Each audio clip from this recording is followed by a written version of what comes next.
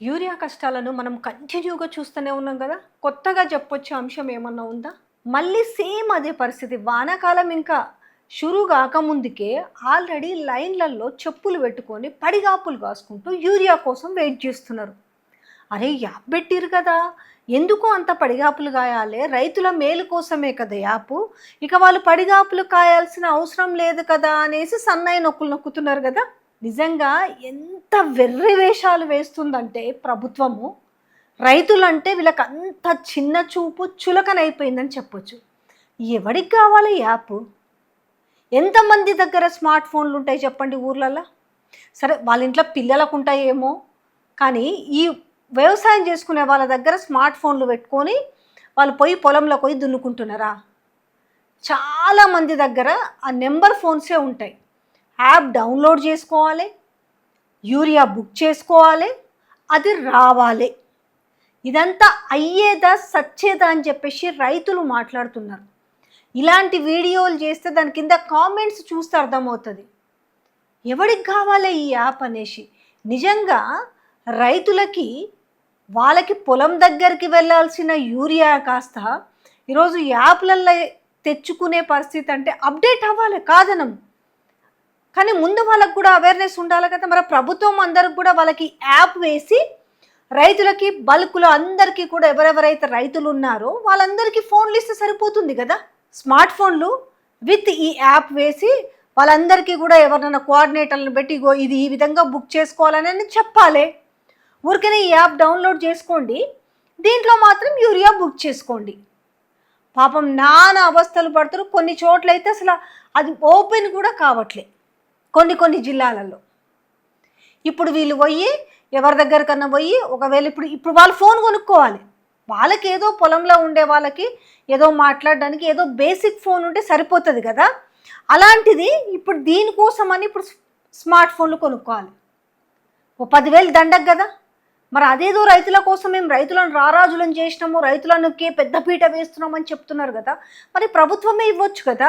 అసలు వ్యవసాయ శాఖ మంత్రి చెప్తున్నాడు నిజంగానే రైతులము మేము రైతు బిడ్డలము అని చెప్పుకుంటున్నారు కదా. అలాంటి కుటుంబం నుంచి వచ్చిన వాళ్ళకి నిజంగానే ఆ బాధ అర్థమవుతుంది. ఇవాళ మంత్రి పదవులలో కూర్చొని ఏసీలలో కూర్చొని మాట్లాడితే సరిపోదు కదా. ఇంకొకటి యాప్ దీనివల్ల బ్లాక్ మార్కెట్ని అరికడుతున్నాము అని చెప్తున్నారు. ఓకే, దీంట్లో ఒక లాజిక్ మిస్ అయ్యారా? ఇక్కడ కౌలు రైతులు ఉన్నారు, ఇక్కడ భూమి ఉన్న వాళ్ళకి మాత్రమే యాప్లో యూరియా వస్తుంది వాళ్ళు చెప్తున్న ప్రకారం. మరి ఇవాళ ఆల్మోస్ట్ తెలంగాణలో కౌలు రైతులు ఎంతమంది ఉంటారు? ఆల్మోస్ట్ 36% ఉంటారు. ఒక 12% మంది అయితే అసలు 1 ఎకరా భూమి లేని వాళ్ళే ఉన్నారు. మిగతా వాళ్ళు 1 ఎకరమో 2 ఎకరాలు 3 ఎకరాలు ఉన్న వాళ్ళు మిగతా వాళ్ళ భూములు తీసుకొని కౌలు చేస్తుంటారు. భూమి లేని వాళ్ళు యాప్లల్లో ఎట్లా బుక్ చేస్తారు?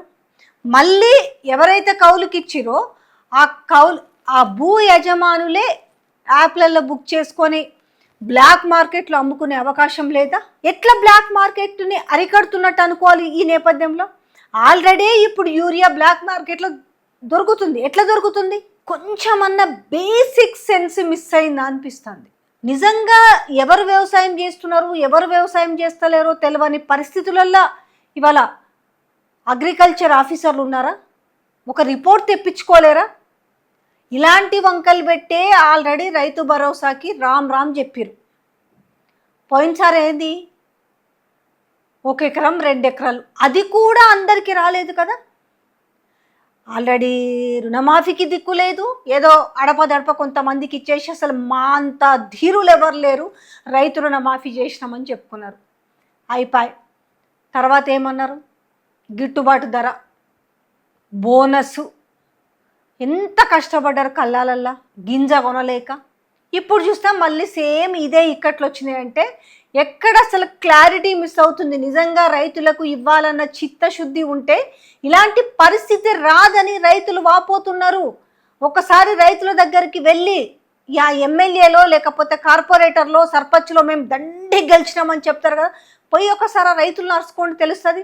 లేకపోతే మీరు ఆ రైతు వేదికలో రైతు సభలో పెడుతుంటే రైతులు చెప్పే మాటలు మీకు అర్థమైతలేవా? అరే మాకు ఎంత కష్టం అవుతుంది ఈ యాప్ వల్ల, వాళ్ళకి అంత అవేర్నెస్ కల్పించి వాళ్ళకు ఫోన్లు ఇచ్చి అప్పుడు ఫుల్ ప్లెడ్జ్లో వాళ్ళు వాడుకోగల స్థాయిలో ఉన్నప్పుడు కేవలం యాప్ ద్వారానే అంటే ఓకే.